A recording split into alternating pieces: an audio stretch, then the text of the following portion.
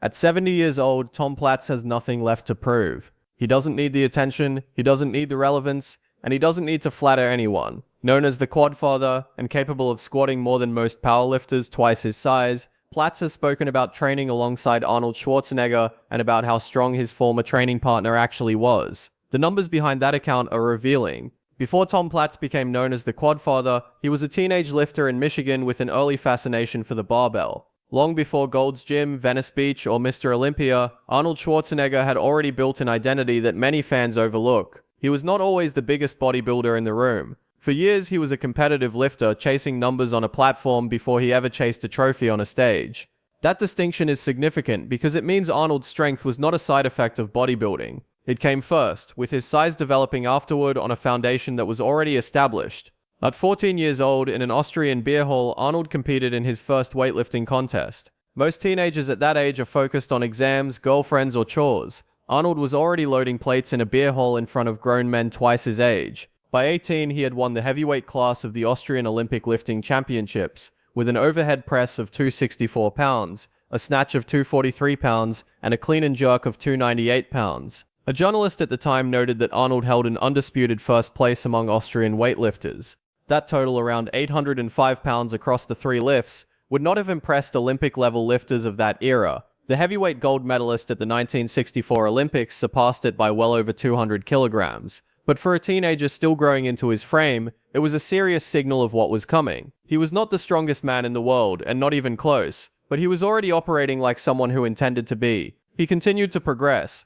Over an 18-month stretch in the late 1960s, Arnold moved into powerlifting and competed in at least 3 meets, progressing from a 1,290-pound total to nearly 1,600 pounds. His peak came at the 1968 German Powerlifting Championships, where at 20 years old, already holding the Mr. Universe title, he won the heavyweight class in ordinary gym clothes without a singlet or specialized gear. His lifts that day were a 474-pound squat, a 441-pound bench press, and a 683-pound deadlift. The squat was clearly his weaker lift relative to the other two, noticeably behind his bench and pull, but the deadlift stood out. 683 pounds at 20 years old came decades before modern equipment, modern programming, and modern supplementation made large pulls more common. At that point in history, the 800-pound deadlift barrier in competitive lifting had not yet been broken. A 20-year-old bodybuilder in training was already approaching strength territory that would not become standard for elite specialists for years.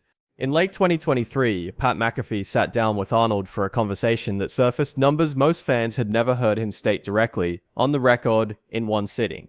But before that conversation, it's worth noting something easy to overlook. Before Arnold became known for his chest, his arms, or his stage presence, he was already operating at a level that most lifelong gym-goers will never reach. That foundation, that raw strength base, never fully disappeared once he crossed over into bodybuilding. It just got buried under decades of mythology about poses, symmetry, and movie posters. People remember the arms, they forget the deadlift. Cutie. In November 2023, Arnold, then in his late 70s, sat down with Pat McAfee and stated numbers that most fans had never heard him give directly, on the record, in one sitting.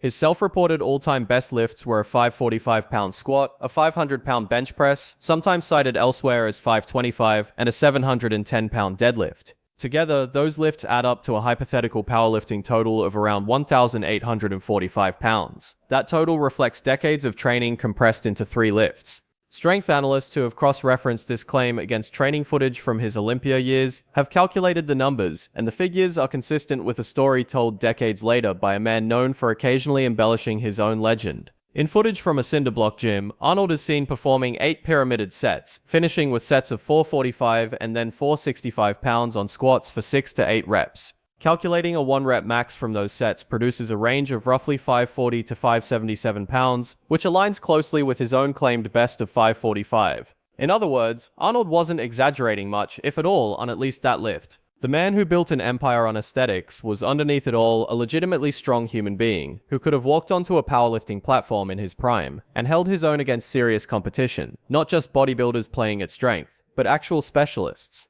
None of that, however, conveys what it was actually like to train next to him, day after day, set after set. Numbers on paper are one thing, but standing across from Arnold Schwarzenegger in 1978, trying to match his pace, rep for rep, session after session, is something else entirely. That's exactly the position a young Tom Platz found himself in, fresh off the bus in California with barely enough money to cover rent. Platz had idolized Arnold long before they ever shared a gym floor. At 16 years old, during his very first bodybuilding contest, the Mr. Ironman show, Platz had his entire gym class show up just to cheer for him, instructing his friend to get everyone stomping and screaming the moment he walked on stage. He did this because it was exactly what he had watched Arnold do on television, on CBS's Wide World of Sports. He copied the pose, the bow, the crowd-pumping theatrics, all of it modeled after a guy he'd never even met. In his own words, he was living as if he was Arnold, just wearing Tom Platz's body. It illustrates a teenager constructing his entire approach to the sport, his stage presence, and his sense of what greatness even looked like around one man's blueprint.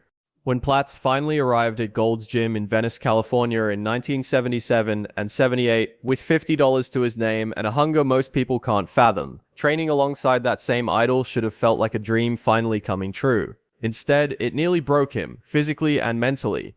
Arnold trained 6 days a week, sometimes twice in a single day. That wasn't a myth or an exaggeration. It was simply how he operated, a holdover from his weightlifting background where high frequency and constant volume were the cost of doing business. If you wanted to lift like an Olympic athlete, you trained like one, relentlessly, with barely any time off the platform. Platz tried to keep pace with that engine. He described the experience decades later in a conversation with fellow Mr. Olympia winner Dorian Yates on Yates's podcast, Shadow Talk. When Yates asked how Platz eventually settled into a training style that worked for his body, Platz said he had tried training with Arnold, and the result was that he got small and fat, two words rarely associated with the man whose thighs would later be measured at over 30 inches around, a physique built almost entirely on intensity and squat volume. Yates asked if Platz had simply been overtrained. Platz agreed. There was nothing wrong with Arnold's program. Arnold built 7 Mr. Olympia titles on that exact formula, frequency and total volume stacked across an entire week. The issue was that Platz's body wasn't built the same way. He described himself as squatty, more compact, and better suited to lower frequency and higher intensity. Where Arnold thrived on volume across 6 sessions a week, sometimes twice a day, Platz needed 3 or 4 days, with real recovery in between, particularly after the leg work that would eventually define his legacy in the sport. Strength in bodybuilding isn't only about the number on the bar on a given day. It's about how a body is built to express force, for how long and how often before it breaks down instead of building up. Arnold's strength was built on frequency and total body conditioning, a residue of his teenage years as a weightlifter chasing more reps, more sessions, and more total volume across every body part, trained with the same regularity. Platz's strength was built on the opposite approach, an almost obsessive specialization in a single movement performed with an intensity most lifters couldn't sustain even once a week, let alone 6 times. That specialization produced numbers that are still notable today. By 1975, while still a teenager, Platz had already won the Michigan Senior State Powerlifting Championships with a 550-pound squat, a 630-pound deadlift, and a 365-pound bench press for a total of 1,545 pounds. He later called powerlifting too easy, telling Flex magazine in 1986 that all you had to do was eat a lot and train a little, a striking statement about a sport most competitors spend a lifetime chasing numbers in. It indicated where his ambition was actually pointed. Powerlifting wasn't the mountain, bodybuilding was. So he moved to California and aimed his strength toward pure squat endurance and raw 1-rep power simultaneously, as if refusing to choose between the two. Two very different kinds of strong stood in the same gym in the late 70s, separated by maybe 20 feet of rubber flooring. Arnold, a former Olympic-style weightlifter and powerlifter, built his strength across his entire body and used it as a foundation for the size and symmetry he brought to bodybuilding's biggest stages. Platz, by contrast, turned a single lift into the center of his training, sacrificing some upper body development and total body frequency in exchange for legs that no one in the sport's history has fully matched, before or since. Who is actually stronger depends entirely on what's being measured, which is why the question has fueled debate in gyms and forums for decades without resolving cleanly.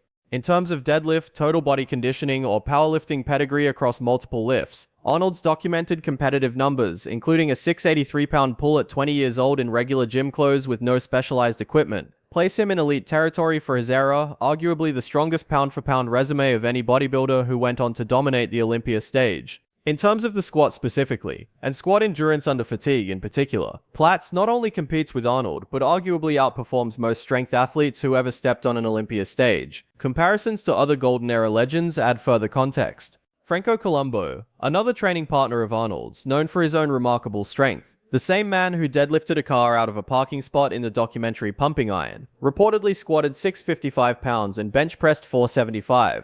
Platz outlifted him on the squat by over 100 pounds, though Colombo's deadlift numbers and superior pound-for-pound ratio, given his smaller frame, kept him in the conversation as possibly the strongest bodybuilder ever relative to body weight. Strength analysts who have ranked the era's top lifters generally place Platz alongside Colombo near the top of that list, with most agreeing that neither man was the single strongest competitor to ever grace an Olympia stage. That distinction tends to go to a later era, to Ronnie Coleman and his 2-rep 800-pound squat, a number that reflects a different generation of training science and pharmacology. Within the golden era specifically, the era Arnold and Platz both shaped, the conversation almost always narrows down to those two names trading places at the top. This is why Platz's recent comments carry so much weight, and why hearing it from a 70-year-old man who has nothing left to gain from saying it means something different than hearing it from a gym influencer chasing a viral clip. When the Quadfather, a man with one of the most documented squat resumes in the sport's history, admits that trying to match Arnold's training volume nearly wrecked his physique, that is not a backhanded compliment offered for clout.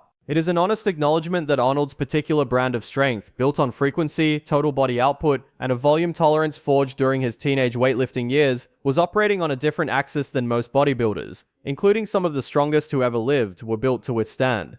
Beyond the lifting numbers, another dimension shaped their relationship, and eventually their respective legacies. Platz has described how Arnold, even years after their competitive days had wound down, helped direct paid appearances and contacts his way once Arnold's focus shifted toward Hollywood in the early 80s. According to Platz, Arnold told him that since he was stepping back from the bodybuilding circuit to focus on film, he wanted his existing contacts and shows redirected toward Platz instead, a gesture that opened doors and, in Platz's retelling, paid him sums that surprised him at the time. That was not a small gesture for a man who had arrived in California with $50 in his pocket. Platz has also spoken in seminars years later about real tension between them, including a moment at the 1982 Mr. Olympia in London, where a torn bicep he had confided in Arnold about ended up surfacing with the competition judges, costing him in the final placings when he was instructed to display the injured arm on stage. Strength was not measured only under a bar.